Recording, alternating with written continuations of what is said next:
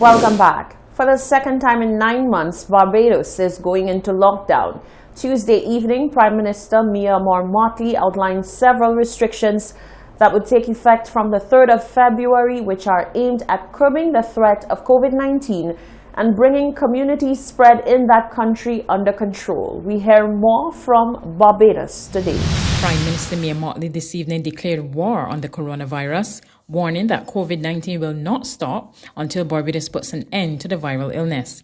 In a national address, she announced the country will pause for 15 days from February 3 to February 15, and a 7 p.m. to 6 a.m. curfew will take effect, declaring that the COVID-19 fight will cost the country between 20 to 25 million in the next few weeks. Motley says her government's sole mission is to save lives. We may be bruised, we may be battered, but there is no battle that we cannot win. For sure, the economy is going to be seriously affected. But as we discussed with the International Monetary Fund Fiscal Affairs Mission up to yesterday, we must spend what we will, we shall keep the receipts and be accountable, but what we are not going to do, as Madam Kristalina Georgieva has said over and over in my discussions with her, we will not sacrifice people at the altar of expediency or at the altar of simply trying to hold on to a dollar that is likely to be lost because of the level of deaths in the long run. My friends, join me in this effort. It is going to be a difficult few weeks, but I have every confidence that we shall use it for renewal, we shall use it for recommitment, we shall use it to be able to go in the houses and find the persons who need help, we shall use it to be able to ensure that we can strengthen our resolve and strengthen ourselves to make Barbados safe from COVID, from dengue, and to make you have the possibility of a bright future yet again. Barbados now has 1,427 COVID-19 cases. Prime Minister Motley confirmed that the new UK variant is in Barbados. I regret, therefore, to inform you that we have also now, in addition to community spread, been informed that there are traces of the new COVID variant in tests conducted on the island as well. Minister Bostic had indicated that 10 samples were sent to CARFA, and indeed we have now received results that suggest that 3 of those 10 samples returned positive for the UK variant of the virus. We are only now one of several Caribbean islands and several countries across the world that now has this variant. Meanwhile, there are new rules for travelers to the island. Effective February 3rd, all persons desirous of visiting Barbados shall be permitted to board a plane only if, as has happened before, they are in a possession of a negative PCR test. But I want you to listen to me carefully. The test taken no more than 3 days prior to departure. And I'm making this clear because in some instances people have been coming with a test result dated 3 days before. We want the test to be done 3 days before, because that way we know that you fall within the 72-hour category. But it doesn't stop there. We will also introduce in Barbados a mandatory rapid antigen test on arrival, because those tests pick up persons who are positive and who can be pulled out immediately for any further action. A U.S. pharmacist has agreed to plead guilty to tampering with COVID vaccine vials because he believed the jabs could harm people.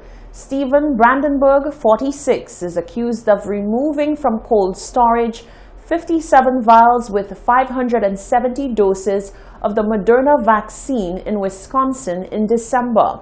Without refrigeration, the vaccine becomes ineffective. Brandenburg could be jailed for 20 years on 2 charges of attempting to tamper with consumer products. He also faces a $250,000 fine.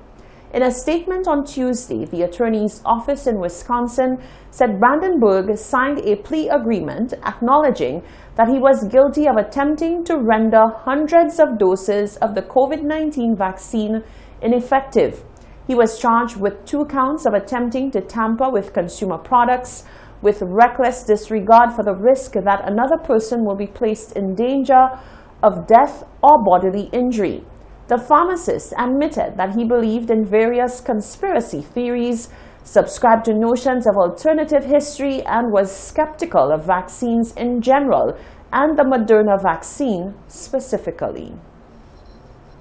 Prime Minister Alan Chastanet led a special event at the World Economic Forum's Davos Agenda 2021. The annual event of world leaders is being held virtually this year from the 25th to the 29th of January, with 1,500 global leaders under the theme, A Crucial Year to Rebuild Trust. Prime Minister Alan Chastanet has been a champion for small island developing states on a range of issues, including renewable energy, innovative financing, and resilience mechanisms to assist small island developing states in the pursuit of sustainable and thriving economies. It is for this reason that he headed the DEVEX session of the Davos Agenda on Wednesday, giving insight on catalyzing the future of small island states. The Davos Agenda 2021 comes amidst the COVID-19 pandemic and amidst calls to capitalize on the opportunity to reset the economic system and build one that incentivizes sustainable and inclusive economic growth with strong private sector participation.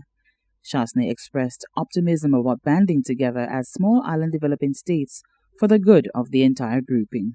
The first discipline to be able to develop the reserve funds, whether it's on a national basis or on a regional integration. So we have the OECS, or we have CARICOM, or we have the wider body of SIDS, where we're pooling monies together that we can help ourselves out. But certainly integration is critical, and the fight always is sovereignty. So let's take foreign affairs as an example. Everybody wants to have their own foreign office in New York, their own foreign office in London, their own foreign office in Washington, D.C. But has the time come for us to now look at how we can share that cost? So there are a lot of things that we're doing in repetition. Our participation on critical entities, the ILO, the IMO, just to name a few, do we now start participating as the SIDS? So what you're doing is you're actually reducing the cost of governance, but you're strengthening the result of governance. Chastanet maintains that financing for SIDS needs to be reviewed as these countries experience numerous shocks, including that of climate change and now COVID-19.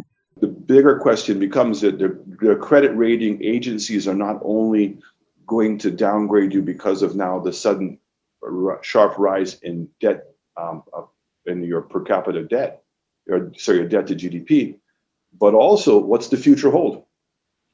So, credit ratings hate uncertainty. What's tourism going to look like post-COVID?